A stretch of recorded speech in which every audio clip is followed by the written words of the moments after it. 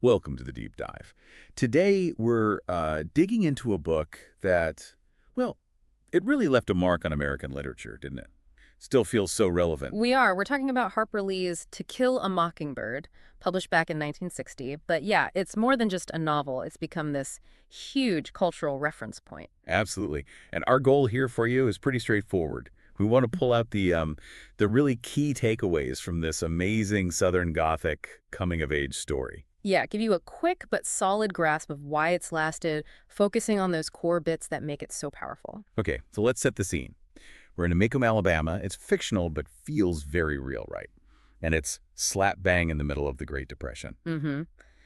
And that's where we meet our main characters. There's Scout Finch. She's the young narrator, her brother Jem, and they're growing up with their father, Atticus Finch. Atticus. Mm-hmm. He's such a central figure, a respected lawyer, known for having this really strong moral compass. He really is the ethical core of the story. And, that integrity, that quiet strength he has, it gets put to the ultimate test. Well, the main conflict kicks off when Atticus is appointed to defend Tom Robinson. Right, a black man who's been falsely accused of raping a white woman, Miella Ewell. Exactly. And the thing is, the evidence pretty clearly shows Tom is innocent. I mean, it's quite compelling. But despite that clear evidence, the jury, an all-white jury, of course they convict him. It's absolutely heartbreaking. And it just lays bare the deep systemic racism in that community. It's a powerful look at prejudice. The tragedy doesn't even end there. Tom dies later, shot while trying to escape prison. Just awful. It really is.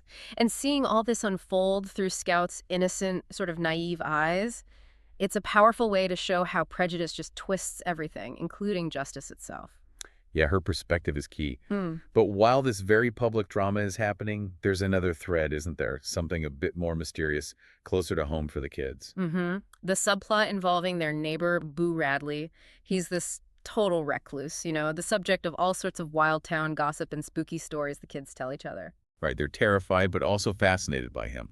He's almost like a ghost in their lives. Until he's not. In a really surprising, kind of beautiful moment, he actually steps out of the shadows to save Scout and Jem. From Bob Ewell, Maella's father, who attacks them seeking revenge after the trial. Exactly. And Boo becomes this unlikely hero. It completely shatters the kids' assumptions about him, and, well, it forces them, and us really, to think about judging others. So Lee weaves these two threads, the big courtroom drama, and this very personal story about Boo Radley together so skillfully. She does.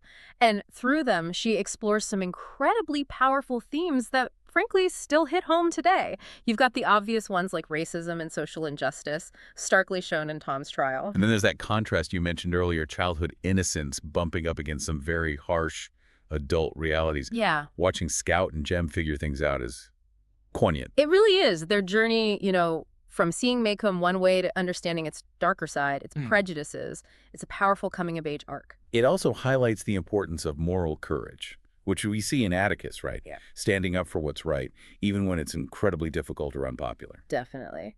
And empathy, too. That comes through with Atticus, but also with the whole Boo Radley situation, learning to see past the rumors, past the prejudice. Like Atticus says, trying to climb into someone's skin and walk around in it. Precisely. It's about understanding, not just judging based on fear or what everyone else says. The destructiveness of prejudice is a huge theme. So when you pull it all together, To Kill a Mockingbird is, well, it's more than just its plot points. It's this deep exploration of human nature, justice, and society. Yeah, it tackles these massive themes: justice, prejudice, courage, empathy, but through a very personal, very human story. That's why it endures, I think. And it makes you wonder, doesn't it? Why does this story, set way back in the 1930s South, still speak so directly to us now? Well, sadly, the issues it raises: prejudice, the fight for justice, the need for moral courage, they haven't exactly gone away, have they? Its exploration of these things feels timeless. That's true. It constantly challenges you, the reader, to look past those surface judgments. Right. To really think about what empathy and fairness mean, especially when you're up against these deeply ingrained biases in society or even in yourself. And maybe that's the final thought to leave you with. To Kill a Mockingbird kind of pushes us to ask ourselves, how often do we still judge or harm the mockingbirds, the innocent or misunderstood, just because we haven't truly tried to see things from their perspective? Something definitely worth thinking about.